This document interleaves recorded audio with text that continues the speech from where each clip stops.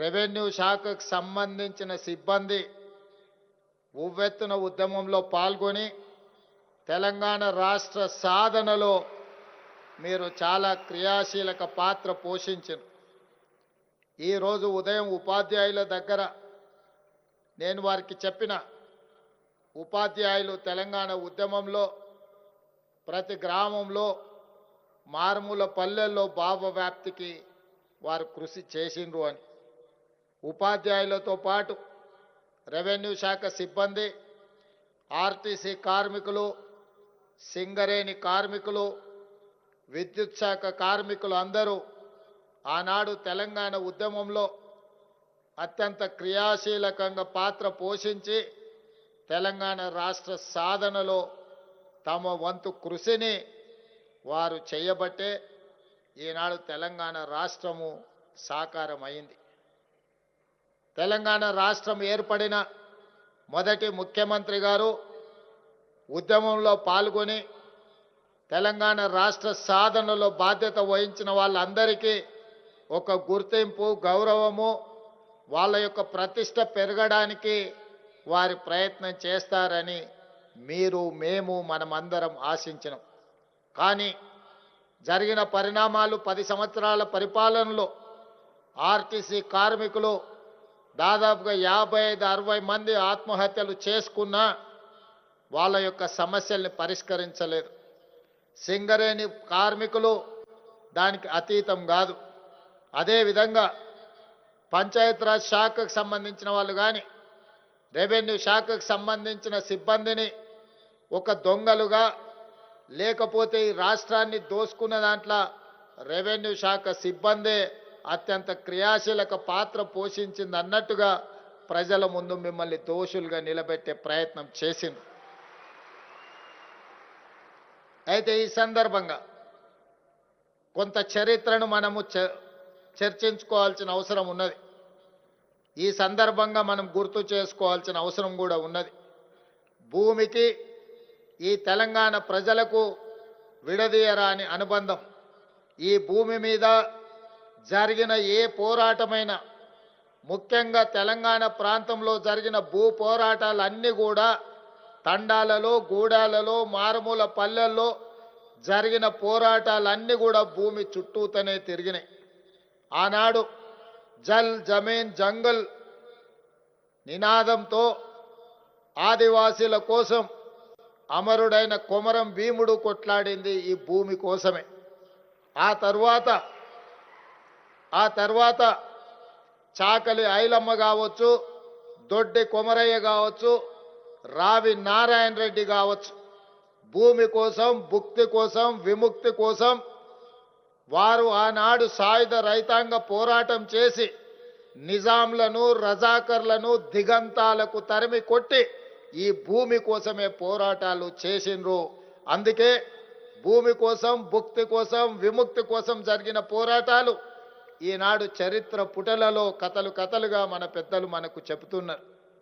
అదే కాదు, ఆ తర్వాత ఉమ్మడి రాష్ట్రంలో సమైక్య పాలనలో ఆ ప్రాంతం నుంచి ఈ ప్రాంతానికి వచ్చిన వాళ్ళు మన భూమిని చెరబడుతున్నారనే తెలంగాణ ఉద్యమానికి పునాదులు పడ్డాయి.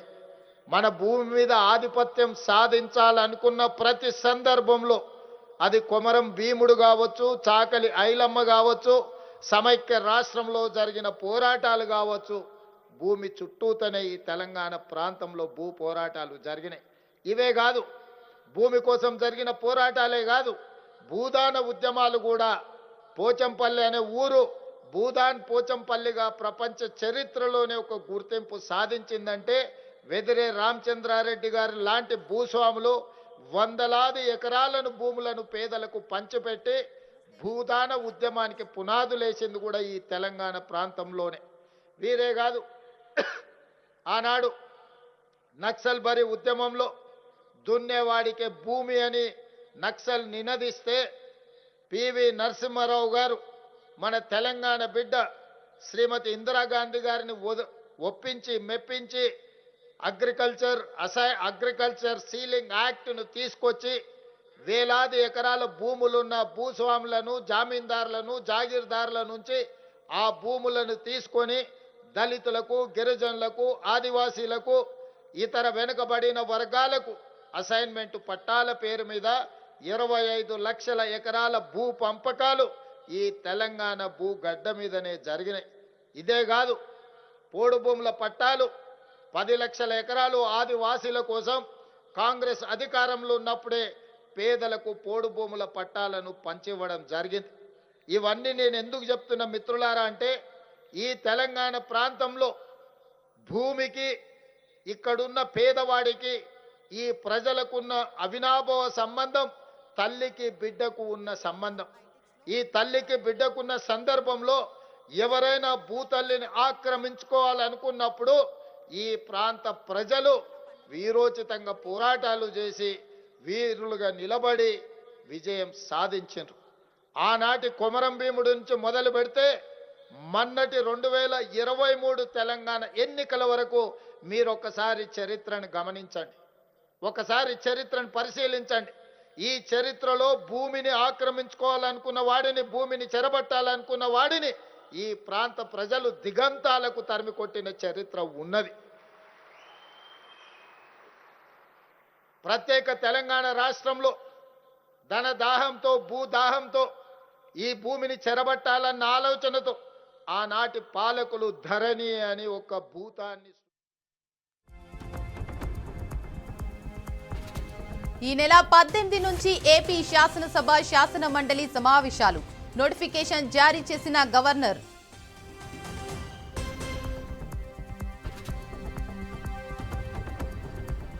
రెండుగా చీలినట్టు కనిపిస్తున్న తెలంగాణ జాగృతి. కవిత వల్లే నష్టం జరిగిందన్న ఒక వర్గం, కవిత వల్లే గుర్తింపు వచ్చిందన్న మరో వర్గం.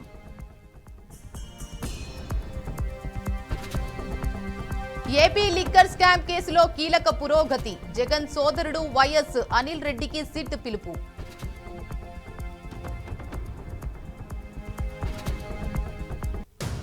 తురకపాలెంలో జరిగిన మరణాలపై అంబటి రాంబాబు కీలక వ్యాఖ్యలు. తాగునీటి కారణంగానే ఇలాంటి పరిస్థితి తలెత్తిందని మండిపాటు.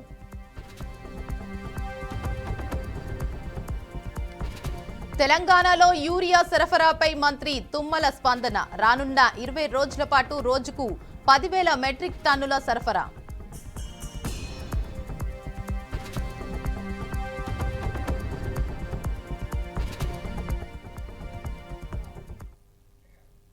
హైటెక్స్ లో ముఖ్యమంత్రి రేవంత్ రెడ్డి మాట్లాడుతున్నారు. ఇప్పుడు అలా చూద్దాం. రైతుల భూములు గుంజుకుంటుండ్రు అని ఆనాటి ప్రభుత్వం మిమ్మల్ని దోషులుగా నిలబెట్టే ప్రయత్నం చేసిండ్రు. మీరు చెప్పినా, మీరు మాట్లాడినా, మీరు కొట్లాడినా వినేవాడే ఆనాడు లేడు.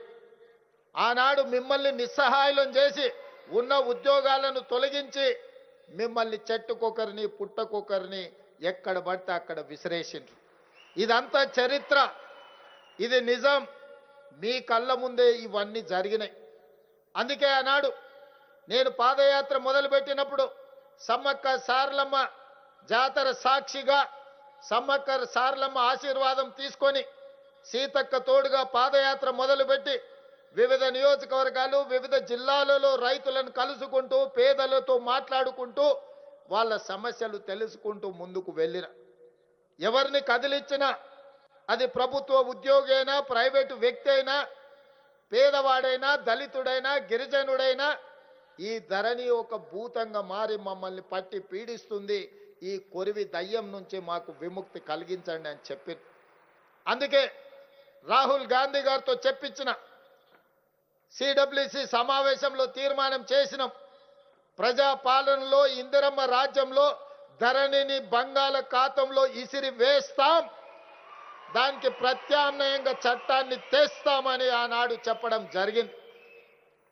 దాంట్లో భాగంగానే దీని మీద మనసు పెట్టి ఈ సమస్యను పరిష్కరించే మంత్రి నాకు తోడుగా ఉంటే ఆ సమస్యకు శాశ్వత పరిష్కారం దొరుకుతుంది అని చెప్పి శ్రీనివాసరెడ్డి గారు రెవెన్యూ శాఖ అడగలే.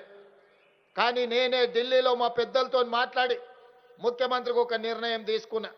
ఈ రెవెన్యూ శాఖకు శ్రీనివాసరెడ్డి గారిని మంత్రిగా పెట్టడం ద్వారా ఈ ధరణి అనే మహమ్మారిని వదిలించడానికి అవసరమైన ప్రణాళికలు సిద్ధం చేయాలి అని చెప్పి వారితో పాటు నిష్ణాతులైన నిపుణులతో ఒక కమిటీ వేయడం జరిగింది. చర్చించినాం, విడతల వారిగా చర్చించినాం, రోజుల వారిగా నెలల కొద్దీ చర్చించినాం, సూచనలు తీసుకున్నాం, సలహాలు పాటించినాం. చివరికి భూభారతి 2025 చట్టాన్ని తీసుకొచ్చి ఈ తెలంగాణ 4 కోట్ల ప్రజలకు అంకితం చేయడం ద్వారా ఈ రోజు ధరణితో పట్టుకున్న దరిద్రాన్ని భూభారతి ద్వారా పరిష్కరించే ప్రయత్నం చేసిన మిత్రులారా. మీకందరికీ తెలుసు, ఈ రోజు తెలంగాణ సమాజంలో ఉన్న భూముల యొక్క సమస్యలు, ఈ రోజు యజమాని పేరు రాదు, అమ్ముకున్నోడు పేరు అందులోకి వస్తుంది, లేకపోతే ఇతర సమస్యలు ఉంటాయి. ప్రజలకు అందుబాటులో ఉండే విఆర్ఓ విఆర్ఏలే కాదు, తహసీల్దారులు ఈ ప్రజలకు ప్రత్యక్షంగా అందుబాటులో ఉంటారు. గ్రామాల నుంచి పేదలు వచ్చి అడిగినప్పుడు దాన్ని పరిష్కరించే అధికారం వీళ్ళ దగ్గర నుంచి తీసేసారు. ఇది గంప గుత్తగా కలెక్టర్కు కట్టబెట్టారు. ఆ పైన కుర్చీలు ఉన్న పెద్దలు ఆ అధికారాన్ని చేతిలో ఒడిసి పట్టుకున్నారు. సమస్యకు పరిష్కారం కాదు, ఎన్నిసార్లు తిరిగినా మీరేం సమాధానం చెప్పలేరు.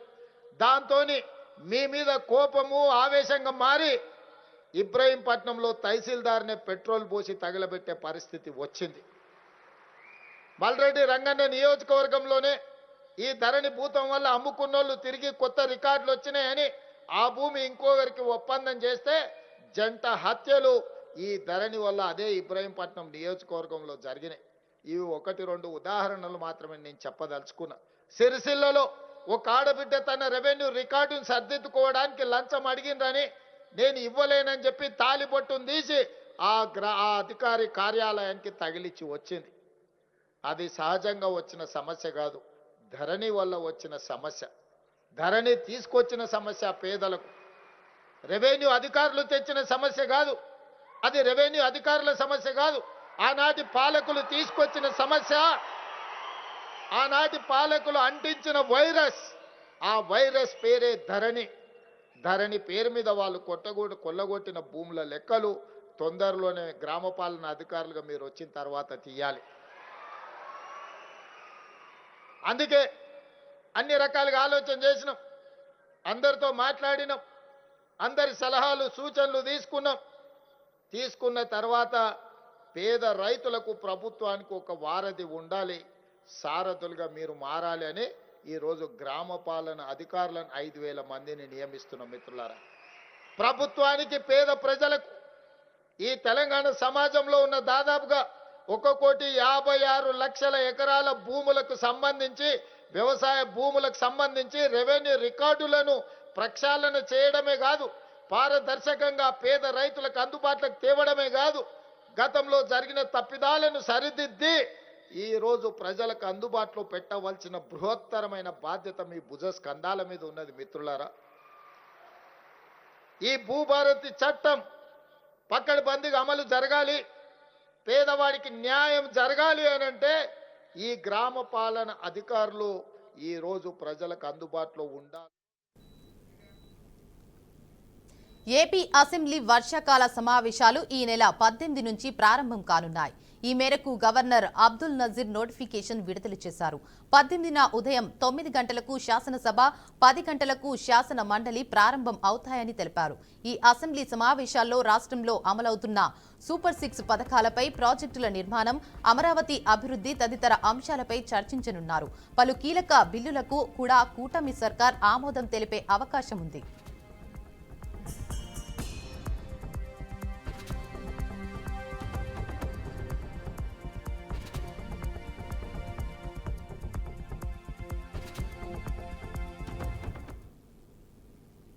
బ్రేకింగ్ న్యూస్ చూస్తున్నాం. ఏపీ అసెంబ్లీ వర్షాకాల సమావేశాలు ఈ నెల 18 నుంచి ప్రారంభం కానున్నాయి. ఈ మేరకు గవర్నర్ అబ్దుల్ నజీర్ నోటిఫికేషన్ విడుదల చేశారు. 18న ఉదయం 9 గంటలకు శాసనసభ, 10 గంటలకు శాసన మండలి ప్రారంభం అవుతాయని తెలిపారు. ఈ అసెంబ్లీ సమావేశంలో రాష్ట్రంలో అమలవుతున్న సూపర్ 6 పథకాలపై, ప్రాజెక్టుల నిర్మాణం, అమరావతి అభివృద్ధి తదితర అంశాలపై చర్చించనున్నారు. పలు కీలక బిల్లులకు కూడా కూటమి సర్కార్ ఆమోదం తెలిపే అవకాశం ఉంది.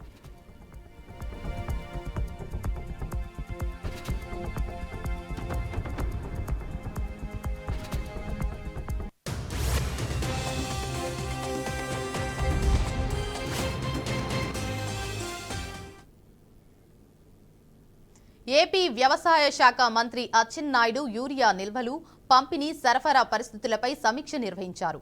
ఈ మేరకు కృష్ణా, ఎన్టీఆర్, శ్రీకాకుళం, బాపట్ల, విజయనగరం, కడప, ఏలూరు, సత్యసాయి జిల్లాల కలెక్టర్లతో మంత్రి అచ్చెన్నాయుడు మాట్లాడారు. యూరియా పంపిణీలో సమస్యలు లేకుండా ప్రత్యేక దృష్టి సారించాలని కలెక్టర్లను ఆదేశించారు. రాబోయే రబీ సీజన్కు కేంద్రం ఇప్పటికే 9.5 లక్షల మెట్రిక్ టన్నుల ఎరువులు కేటాయించిందని, రైతులు ఆందోళన చెందాల్సిన అవసరం లేదని తెలిపారు. అధికారిక లెక్కలు, గ్రౌండ్ లెవెల్ నిల్వలు సరిపోయేలా పర్యవేక్షించాలని ఉన్నతాధికారులకు సూచించారు.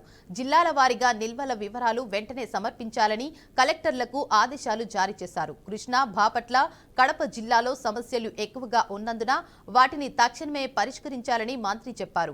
గంగవరం, కాకినాడ పోర్టుల నుంచి రాష్ట్రానికి రానున్న 53,000 మెట్రిక్ టన్నుల యూరియా సరఫరా ఆలస్యం కాకుండా రైల్వే పోర్టు అధికారులతో సమన్వయం చేసి సమయానికి రాష్ట్రానికి చేరేలా చర్యలు తీసుకోవాలని మంత్రి ఆదేశించారు.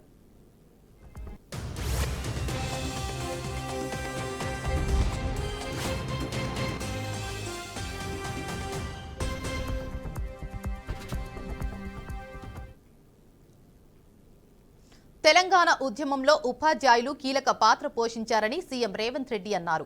10 ఏళ్ల నుంచి విద్యాశాఖలో అనేక సమస్యలు అలానే ఉన్నాయన్నారు. KG2, PG అని చెప్పి అమలు చేయలేదని తెలిపారు. పేదల పిల్లలకు ప్రభుత్వ స్కూల్లో మెరుగైన విద్య అందాలని రేవంత్ ఆకాంక్షించారు. కార్పొరేట్ విద్య కంటే సర్కార్ స్కూళ్లలో నాణ్యమైన విద్య అందిద్దామన్నారు. తెలంగాణ ఎడ్యుకేషన్ పాలసీ ఏర్పాటు చేయాలని కమిటీ వేసినట్లు సీఎం స్పష్టం చేశారు.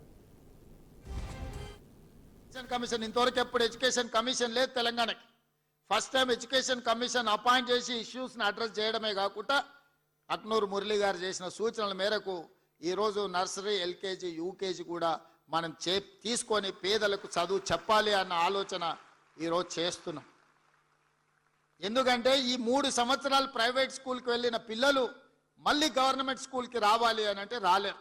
పేదోళ్ళు కూలి పని చేయడానికి, ఉపాధి హామీ పనులు చేయడానికి సిద్ధపడి సంపాదించింది పిల్లల చదువుల కోసం ఖర్చు పెడుతున్నారు. పిల్లల చదువు పట్ల తల్లిదండ్రులకు శ్రద్ధ పెరిగింది. అవసరమైతే 10 రూపాయలు ఖర్చు పెట్టుకుంటాం, ఓ పూట తినకపోయినా సరే మా పిల్లలకు మంచి చదువు చెప్పించాలని ఈరోజు తల్లిదండ్రులలో ఒక చైతన్యం వచ్చింది. నేను అడుగుతున్నా ఈరోజు మా ఉపాధ్యాయులను, ఆ చదువు మనం చెప్పలేమా? ప్రైవేట్ స్కూళ్ళకి ఎందుకు పోవాలి వాళ్ళు పేదవాళ్ళని నేను అడుగుతున్నా. మన దగ్గర శక్తి లేదా? మన దగ్గర చిత్తశుద్ధి లేదా? ఈ ప్రభుత్వం మీరు అడిగితే ఇవ్వంది ఏమైనా ఉందా? అందుకే ఈరోజు ఈ వేదిక మీద నుంచి ఉపాధ్యాయులకు అందరికీ నా విజ్ఞప్తి ఒకటే, మనం ప్రతిన బూనుదాం. ప్రైవేట్ స్కూళ్ళ కంటే, కార్పొరేట్ కాలేజీల కంటే నాణ్యమైన విద్యను పేదలకు అందిద్దాం. విద్య ఒక్కటే తలరాతను మారుస్తుంది. ఇవాళ పంచడానికి భూములు లేవు. పేదవాడు బాగుపడాలి, పేదవాడు సమాజంలో రాణించాలి అని అంటే విద్య ఒక్కటే ప్రామాణికం. ఇవాళ సిలికాన్ వ్యాలీని మన వాళ్ళు శాసిస్తున్నారంటే ఇంజనీరింగ్ గ్రాడ్యుయేట్స్ మన దగ్గర చదువుకున్నందుకే సిలికాన్ వ్యాలీని మనం ఈరోజు శాసిస్తున్నాం. కాంగ్రెస్ ఎమ్మెల్యే కడియం శ్రీహరి సంచలన వ్యాఖ్యలు చేశారు. జాగృతి అధ్యక్షురాలు కవిత వల్లే బీఆర్ఎస్ కు రాజీనామా చేసినట్లు తెలిపారు. లిక్కర్ స్కామ్ కేసులో కవిత అరెస్టుతో బీఆర్ఎస్ నుండి బయటకు రావాలని అనుకున్నట్లు చెప్పారు. అవినీతి పరులతో ఉండలేక పార్టీని వీడినట్లు స్పష్టం చేశారు. కల్వకుంట్ల కుటుంబంలో అవినీతి సొమ్ము పంపకాల పంచాయతీ జరుగుతుందని అన్నారు. గత 10 ఏళ్లు ధరణి పేరుతో భూములను కబ్జా చేశారని, అధికారం అడ్డు పెట్టుకుని తెలంగాణను దోచుకున్నారని చెప్పారు. గొడవ ఏదైతే ఉందో అది ఆస్తి పంపకాలకు సంబంధించినది మాత్రమే. గత 10 సంవత్సరాలు అధికారంలో ఉన్న కల్వకుంట్ల కుటుంబం తెలంగాణ వనరులన్నింటినీ కూడా విపరీతంగా దోచుకున్నారు. ధరణిని అడ్డం పెట్టుకొని 1000 ఎకరాల భూమిని కబ్జా చేశారు. కాళేశ్వరాన్ని అడ్డం పెట్టుకొని 1000 కోట్ల రూపాయలు సంపాదించారు. ఇప్పుడు ఆ 1000 కోట్ల రూపాయలను పంచుకునే క్రమంలో, 1000 ఎకరాల భూములను పంచుకునే క్రమంలో వాళ్ళ కుటుంబంలో గొడవ జరుగుతున్నది. కల్వకుంట్ల కుటుంబం తెలంగాణ పైన పడి దోచుకున్నారు. అందుకనే ప్రజలు వాళ్ళని పక్కన పెట్టారు. ఇప్పుడు కల్వకుంట్ల కుటుంబంలో జరుగుతున్న పంచాయతీతోనే ప్రజలకు సంబంధం లేదు, తెలంగాణకు సంబంధం లేదు, కాంగ్రెస్ ప్రభుత్వానికి, కాంగ్రెస్ పార్టీ కూడా సంబంధం లేదు. అది వాళ్ళ కుటుంబ పంచాయతీ, ఆస్తుల గొడవ మాత్రమే. దీన్ని ప్రజలు గమనించాలని చెప్పి నేను కోరుతున్నా. ఆనాడు కవిత లిక్కర్ కేసులో ఇన్వాల్వ్ అయింది. ఆనాడు పార్టీకి రాజీనామా చేయడానికి కూడా ప్రధానమైన కారణం ఒక ముఖ్యమంత్రి గారి బిడ్డ లిక్కర్ కేసులో ఇన్వాల్వ్ కావడం, ఆమె విచారణ ఎదుర్కోవడం, అనేక రోజులు జైల్లో ఉండడం కూడా కొంత నా మనసు నాకు బాధ అనిపించింది. ఇది సరైన పద్ధతి కాదనిపించింది. అందుకనే బయటికి రావడం జరిగింది. ఏది ఏమైనా ఇవాళ జరుగుతున్న గొడవ అంతా ప్రజలు పట్టించుకోవాల్సిన అవసరం లేదు, పత్రికలు కూడా అంతగా పట్టించుకోవాల్సిన అవసరం లేదు. ఇది అవినీతి ద్వారా సంపాదించిన డబ్బును పంచుకోవడం కొరకు జరుగుతున్న పంచాయతీ తప్ప ఇది ప్రజలకు ఉపయోగపడే పంచాయతీ కాదు. జరుగుతున్న గొడవ ఏదైతే ఉందో అది ఆస్తి పంపకాలు. ఇందిరమ్మ రాజ్యంలో పేదల సొంతింటి కల సాకారమైందని ఎమ్మెల్యే తూడి మేఘారెడ్డి అన్నారు. వనపర్తి జిల్లా పప్పేరు మండలం మాలపల్లి గ్రామ ఇందిరమ్మ ఇంటి లబ్ధిదారులైన వెంకటమ్మ, నీలమ్మల ఎమ్మెల్యే మేఘారెడ్డి కాసేపు ముచ్చటించారు.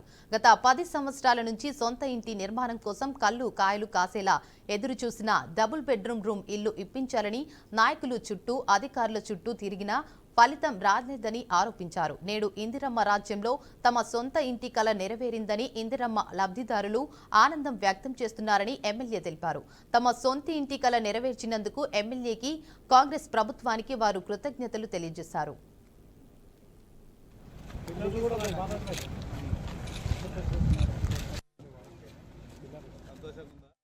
బాగుంది కదా, సన్న బియ్యం కూడా వస్తున్నాయి కదా.